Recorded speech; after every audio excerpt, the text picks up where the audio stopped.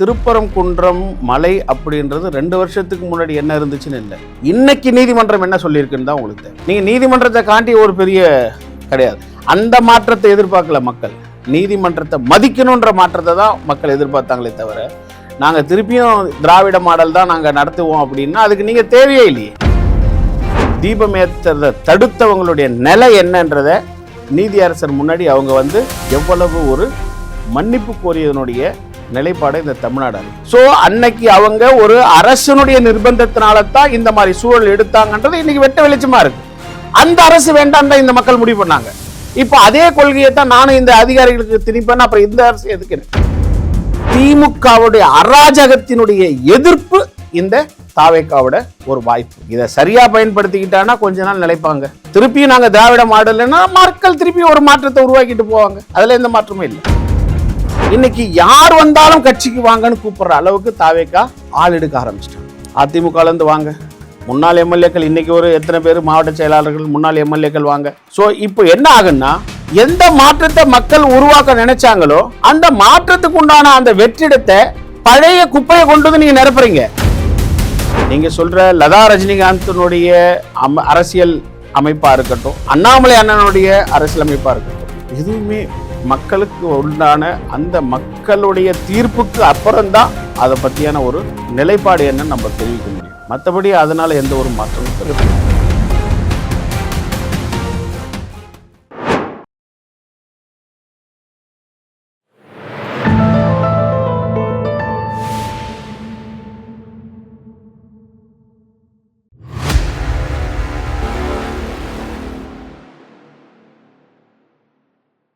தாமரை TV நேயர்கள் அனைவருக்கும் வணக்கம். இன்று நம்முடன் இணைந்திருக்கும் சிறப்பு விருந்தினர் தமிழக பாஜகவிலிருந்து அட்வொகேட் டி.எஸ். சங்கர் அவர்கள். சார் வணக்கம். சார் வணக்கம்.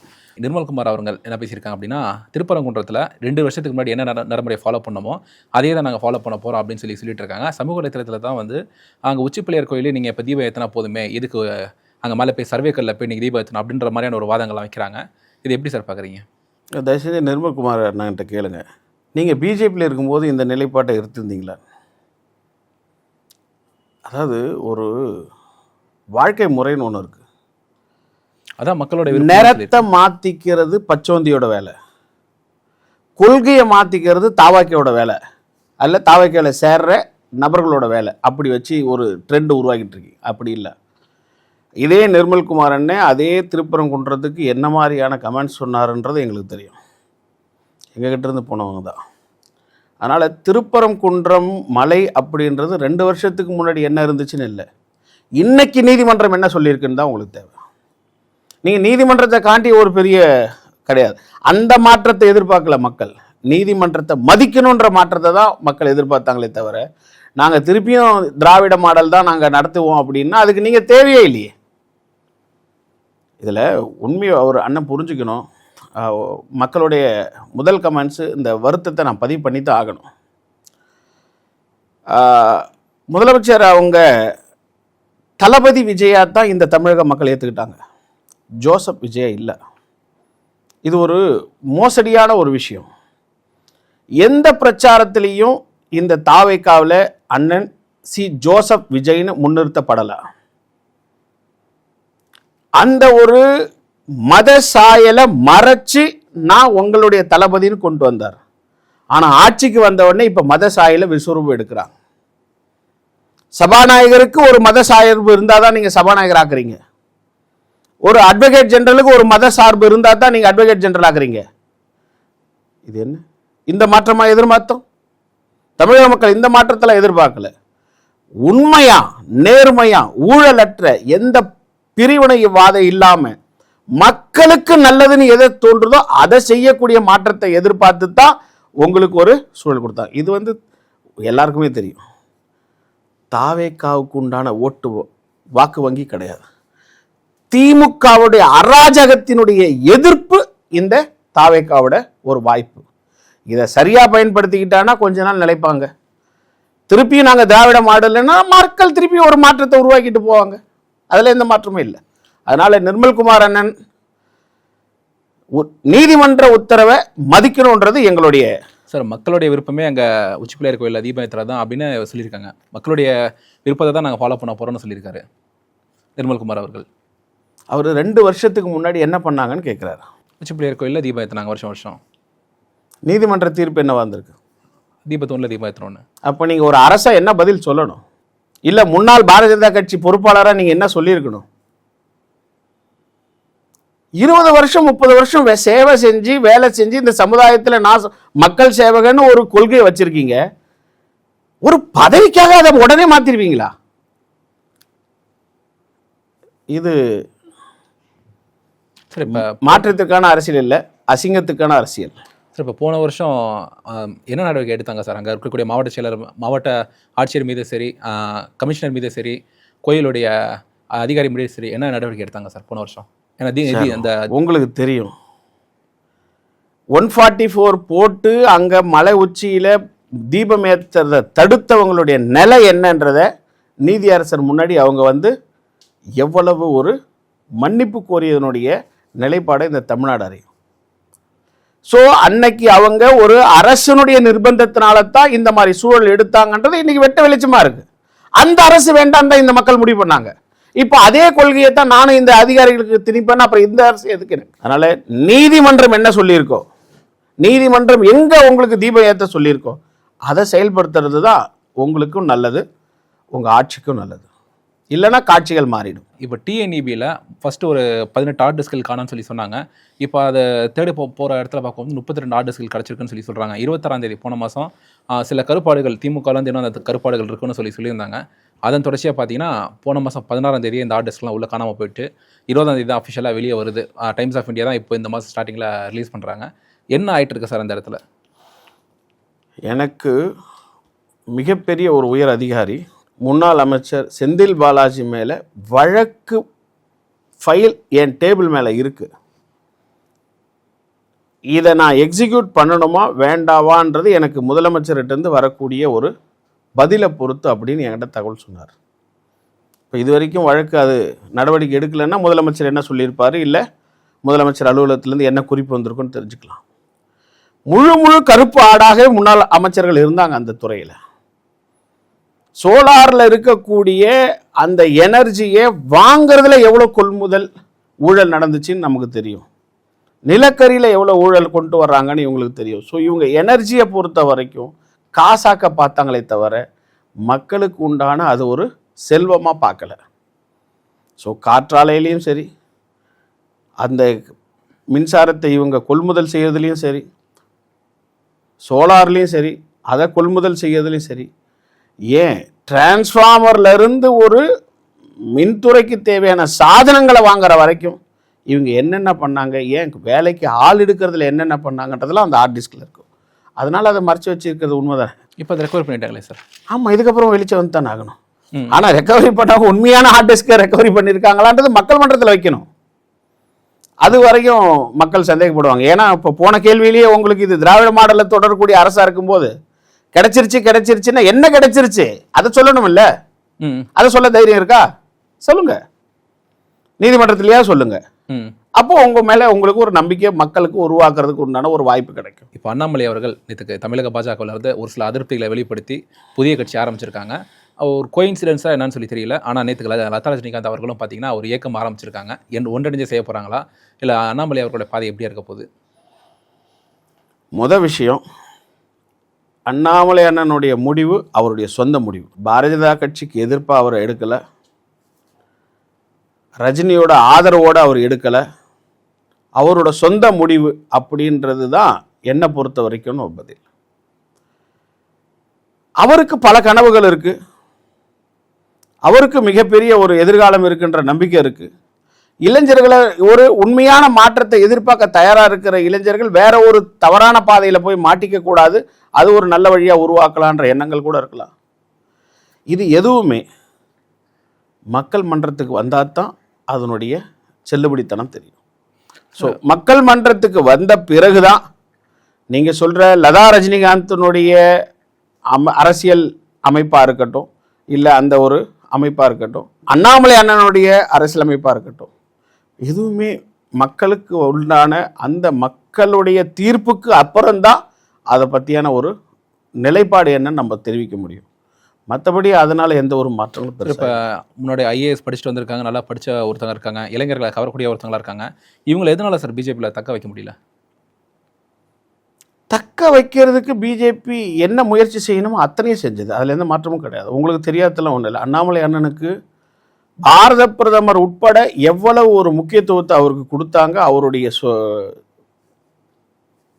ஒரு ஒரு உருவத்தையே மாற்றினாங்க. அண்ணாமலை அண்ணனுடைய கனவையே நினைவுபடுத்துகிற அளவுக்கு தமிழ்நாட்டில் அவருக்கு சுதந்திரம் கிடைச்சது. மேலே ஒரு முடிவு எடுத்திருக்கிறாங்கன்னா அதை நம்ம ஏற்றுக்கணும். உங்களுக்கெல்லாம் தெரியாதில்லை, வாஜ்பாய் இருக்கும்பொழுது அத்வானி தான் அதிகப்படியாக அதிகாரத்தில் இருக்கார், அவர் பிரதமர் ஆக்கணுன்ற ஒரு இடத்துல எல்லாம் சூழல் இருந்துச்சு. ஆனால் அதே அத்வானியை என்ன ஒரு சூழல்ல, அந்த ரகசிய விஷயத்தை சொல்லலாமா என்னமான்னு தெரியல, பிரதமர் வேட்பாளராக கூட நீங்க வேற ஒருத்தரை தான் நீங்க நியமிக்கணும் போது அத்வானி ஏத்துக்கிட்டாரு. உலகம் முழுக்க பாரதிய ஜனதா கட்சியுடைய ஒரு இரும்பு மனிதராக அத்வானி நாம அறியப்பட்டோம். கன்னியாகுமரியில் ஆரம்பிச்சு அவர் இந்தியா முழுக்க அவர் யாத்திரையை கொண்டு வந்தார் அப்படின்னு உங்களுக்கு தெரியும். 2 தொகுதியில் நின்று இன்னைக்கு ஆளக்கூடிய இடத்த கொண்டு வந்திருக்கான்னு தெரியும். அப்பேற்பட்ட அத்வானிக்கு பிரதமர் வேட்பாளராக கூட வாய்ப்பில்லை. ஒரு முறை உங்களுக்கு வாய்ப்பு கொடுத்தோம், இப்போ இளைஞர்களுக்கு வாய்ப்பு கொடுக்கலான்னு கேட்ட உடனே ஒத்துக்கிட்டாரு. அவர் கொடுத்தவர் தான் இன்னைக்கு உலகம் போற்று தலைவராக இருக்காரு. அதனால இங்க இருக்கக்கூடிய ஒரு அமைப்பு ஒரு சிந்தனையோட செயல்படுது. அப்படின்னா ஏதோ நீங்க நினைக்கிற மாதிரி இன்னைக்கு இருக்கிற டிவிகே மாதிரியும் இல்லை இப்போ ஒரு தினம் தினம் உருவாக்கக்கூடிய அரசியல் கட்சி மாதிரியோ இங்க இருக்கக்கூடிய திராவிடர்கள் கட்சி மாதிரியோ பாரதிய ஜனதா கட்சியில இது 1951 ஷியாம் பிரசாத் முகர்ஜி போட்ட விதை. எமர்ஜென்சி 77 ஜனதா கட்சின்னு உருவாக்கி பார்த்து இது கூட்டணியா இனி நடக்காது, இந்த மண்ணுக்கு என்ன வேணுமோ அதை உருவாக்கணும்னு சொல்லி அடல் பிகாரி வாஜ்பாயும் அத்வானியும் உருவாக்கக்கூடிய 80ல் உருவாக்கின ஒரு ஆலமரம். சார், இப்போ நீங்கள் சொல்லியிருந்தீங்க மண்ணுக்கு ஏற்ற மாதிரி அரசியல் செய்யணும் அப்படின்னு சொல்லிட்டு. இப்போ தமிழகத்தை பொறுத்தளவுக்கு எம்ஜிஆர் அவங்களுக்கு ஓட்டு போட்டேன் அப்படின்னு மக்கள் சொல்லுவாங்க, நான் அம்மாவுக்கு ஓட்டு போட்டேன், நான் கலைஞருக்கு ஓட்டு போட்டேன் அப்படின்னு சொல்லிட்டு கட்சியை தாண்டி இந்த கொள்கைக்காக ஓட்டு போட்டன்றதை தாண்டி தலைவருடைய ஃபேஸ் தான் சொல்லுவாங்க. இப்போ கொள்கையெல்லாம் இருந்தாலுமே அதை மொபிலைஸ் பண்ணுறதுக்கு ஒரு ஃபேஸ் இருந்தது.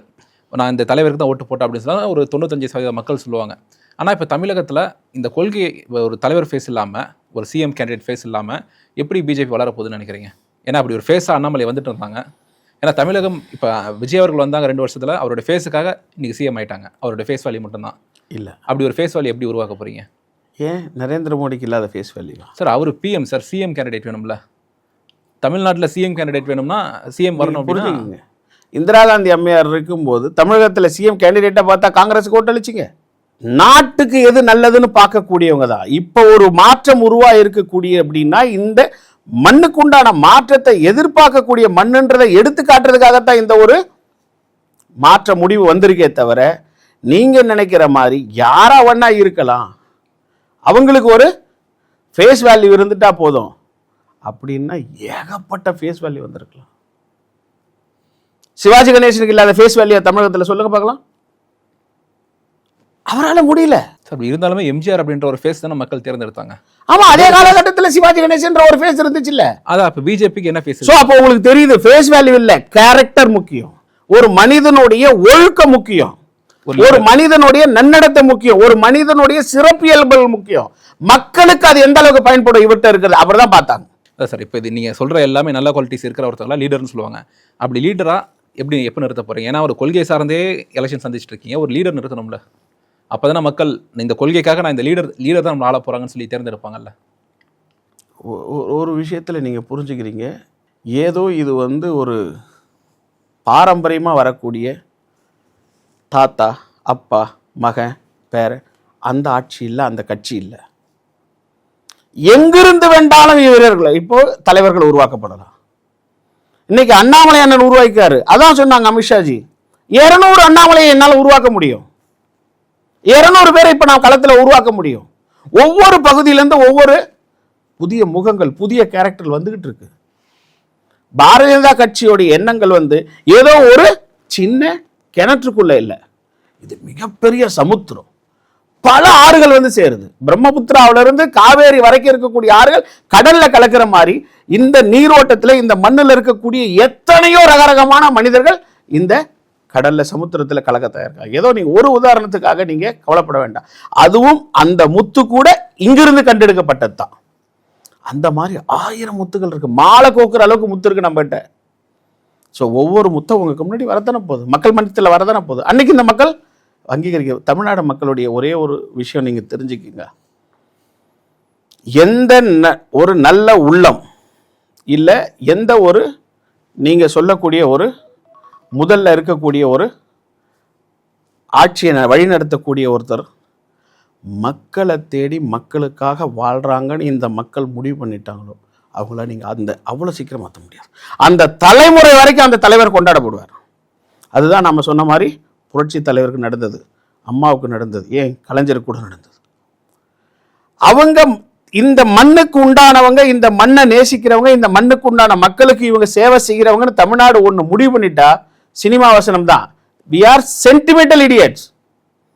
அப்படி ஒரு சூழல் நம்ம யார் மேல பைத்தியம் வைக்கிறோமோ அவங்கள நாம அவ்வளோ சீக்கிரம் மறக்க மாட்டோம். ஆனால் அவங்க எதிர்பார்க்கறது அவங்க கிட்ட இருக்கக்கூடிய அந்த கனிவு, அந்த ஒரு நம்பிக்கை, அந்த ஒரு தேசபக்தி, அந்த ஒரு மக்கள் சேவை. ஸோ அதற்குண்டானதுக்கு தான் மக்கள் மாறி மாறி இப்போ யாருன்னு ஜல்லடை போட்டுக்கிட்டு இருக்காங்க. அவ்வளோதான். இன்னும் நீங்களும் நானும் கண்டெடுக்கிற மாதிரி பேர் சொல்கிற மாதிரி யாரும் இன்னும் கிடைக்கல. கட்டாயம் நாங்கள் முன்ன நிறுத்துவோம், மக்கள் அதை ஏற்றுக்குவாங்க. ஒரு முறை ஆட்சி கட்டலில் நாங்கள் அந்த முத்தை உட்கார வச்சோன்னா சென்டிமெண்ட் இடியட் மக்கள் தான் அடுத்த 30-40 வருஷத்துக்கு மக்களுக்கு சேவை செய்யக்கூடிய வாய்ப்பு நிச்சயம் எங்களுக்கு கிடைக்கும். சார், இப்போ ஒரு தகவல் என்ன வருது அப்படின்னா, 2029 எலெக்ஷனில் இப்போ டிஎம்கே வந்து காங்கிரஸ் கூட்டணி, டிஎம்கே கூட்டணி விட்டு வெளியே போயிட்டாங்க. இருக்காங்கன்னு சொல்லி சொன்னால் கூட வந்து திமுக நாங்கள் இந்திய கூட்டணி மீட்டிங்லாம் நாங்கள் சந்திக்க போகிறதில்ல அப்படின்னு சொல்லிட்டாங்க.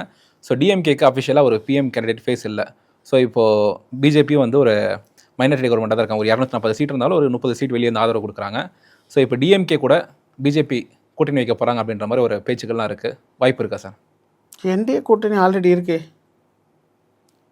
அதிமுக கூட ஆல்ரெடி கூட்டணி இருக்கு. அதிமுக கிட்ட 21 எம்பி சீட் கிடையாது, இவங்ககிட்ட 21 எம்பி சீட் இருக்கு. அதிமுக 3வது இடத்துக்கு போயிடுச்சு, இவங்க 2வது இடத்துல இருக்காங்க. மேற்கு வங்காளத்தில் மம்தா பானர்ஜி கூட அவ்வளோ பேர் இருந்தாங்க. ஆனால் இன்னைக்கு பாரதிய ஜனதா கட்சியை பொறுத்த வரைக்கும் ஒரே ஒரு விஷயந்தான், எங்கே எப்போ மக்களுக்கு எது தேவையோ அங்கே அவங்களுக்கு உண்டான சேவையை நம்ம வழங்குறதுல தயங்கவே மாட்டோம். அதனால் கூட இருக்கவங்களுக்கு எதிரான எந்த ஒரு செயல்பாட்டையும் பாரதிய ஜனதா கட்சி செய்யலாது. ஆனால் எதிரியாக இருக்கக்கூடிய யாரையுமே பாரதிய ஜனதா கட்சி விட்டு வைக்காது. அதனால் நீங்கள் நினைக்கிற இந்த வதந்தி நிச்சயம் வதந்தியாக தான் இருக்கும். அதில் எந்த ஒரு மாற்றமும் இல்லை. ஏதோ ஒரு எம்பிக்காக நாங்கள் அவங்களுடைய 21 எம்பி சார்.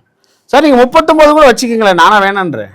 எங்களுக்கு எதுக்கு சார்? இன்னைக்கு 21 மாநிலத்துக்கு மேலே நாங்கள் ஆட்சிக்கு வந்தாச்சு.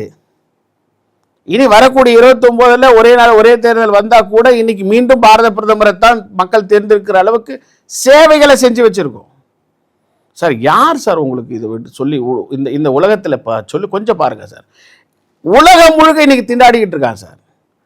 எத்தனை இடத்துல போர் நடந்துக்கிட்டு இருந்தாலும் பாரதத்தில், இந்தியாவில் மட்டும் எந்த ஒரு சலனமும் இல்லாமல் 7.7 ஜிடிபி வளர்ச்சி இருக்கு சார். உற்பத்தி பெருகிக்கிட்டே இருக்கு. எந்த இடத்துலையுமே தடை செய்யல. வீட்டில் சமையலுக்கு தடை இல்லை, வெளியில எந்த தடை இல்லை, பெட்ரோல் பேங்க்ல நீங்க சொல்ற மாதிரி கியூ இல்லை. அத்தனையும் சீரா போயிட்டு இருக்கு. எந்த தலைவனால முடியும்? எந்த நாட்டில் முடியும் சொல்லுங்க? பாரதிய ஜனதா கட்சியால முடியும். ஏன் 24 மணி நேரம் இது மட்டும்தான் சார் இவங்களுக்கு சிந்தனை. பாரத பிரதமருடைய ஒரே எண்ணம் ஏன் நாட்டை உலகில விஸ்வகுருவாக்கணும், உலகத்துல முதல் நாடா என்னுடைய பாரத நாட்டை உருவாக்கணும், நம்ம நாட்டை உருவாக்கணுன்றதுக்காக உழைக்கக்கூடிய இத்தனை பாரியான மனிதர்களால தான் இது சாத்தியமாகும். இராணுவத்தில் யாருக்குமே இடம் இல்லாத அளவுக்கு நம்ம வளர்ந்துக்கிட்டு வர்றோம், உற்பத்தியை பெருகிட்டு வர்றோம். வெளியுறவு கொள்கையில எந்த நாடுமே அஞ்சுற அளவுக்கு நம்ம கிட்ட வெளியுறவு கொள்கை வச்சிருக்கோம். அந்த ஒவ்வொரு பாலிசிலையுமே சரி, நம்மளை மிஞ்சறதுக்கு ஆள் இல்லைன்ற அளவுக்கு நம்மளுடைய செயல்பாடு இருக்கு. அப்படிப்பட்ட ஒரு தலைவனை 29ல் மக்கள் ஏன் கொண்டாட மாட்டாங்கன்னு நீங்க நினைக்கிறீங்க? ஸோ அதனால நீங்க கவலையே பட தேவையில்லை. 350 சீட்டுக்கு மேலே வரக்கூடிய 29 ஒரே நாடு ஒரே தேர்தலில் பாரத பிரதமர் தான் மோடி அவங்க தான் பிரதமர் அப்படின்ற அளவுக்கு மக்கள் தீர்ப்பளிப்பாங்கன்றது எங்களுடைய செயல்பாடை காமிச்சு நாங்கள் கேட்கக்கூடாது. சார், இப்போ விஜய் அவர்கள் ஆட்சி அமைச்சு ஒரு ஒரு மாதம் ஆக போகுதுன்னு ஒரு 4-5 நாட்களில் இந்த 25 நாட்களில் தாவேக்காவோட ஆட்சி எப்படி பார்க்குறீங்க? நான் முதல் வச்ச விமர்சனம் தான் சார்.